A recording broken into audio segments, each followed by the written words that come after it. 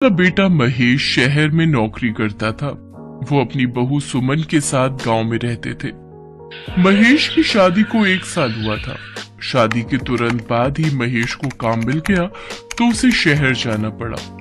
महेश अक्सर अपनी पत्नी से फोन पर बात कर लेता था। हेलो, हाँ आ रही है मुझे आवाज। और तुम ठीक ठाक पहुंच गए? मैंने तुम्हें मटरी बनाकर दी थी, वो रोजाना चाय के साथ खा लिया करना।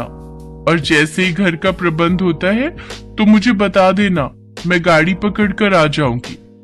सुमन, अभी यहाँ कमरे का किराया बहुत ज्यादा है, थोड़ा पैसा जोड़ लूं। अच्छा, पिताजी तुम्हारे आसपास ही हैं, जरा बात तो करवाना। वो मेरी चिंता में होंगे कि मैं पहुंचा हूँ या नहीं। अभी बाजार गए हैं। अच्छा, अब दोबारा छुट्टी कब होगी?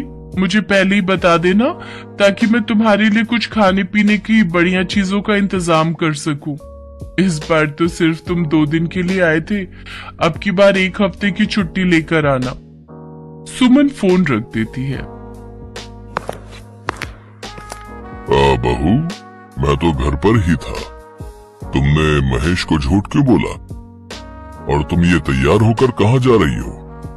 अपने काम से काम रखो, बाजार जा रही हूँ सब्जी लेने। शाम की रोटी का इंतजाम करना है या नहीं? फिर रात को बोलोगे कि कुछ खाने को नहीं बनाया। आ जाऊंगी थोड़ी देर में।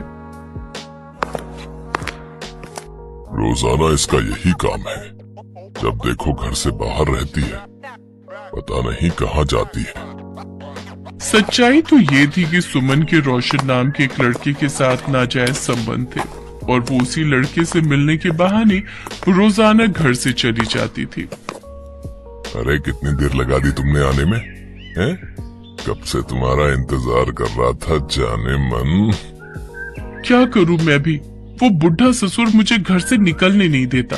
ऊपर से महेश भी बार बार फोन करता रहता है। उसने भी मेरी जिंदगी खराब की हुई है। पता नहीं कहां से इन गरीब भिखारियों के घर शादी हो गई है। जब देखो हर चीज को तरसती रहती हूँ। पता नहीं इन लोगों से कब पीछा छूटेगा। मुझे लगता था इन लोगों के पास कुछ होगा, इसीलिए मैंने मामी को इनसे शादी के लिए हाँ कह दी थी। पर ये लोग तो बिल्कुल भिखारी हैं, इनके पास कुछ भी नहीं है। अरे तो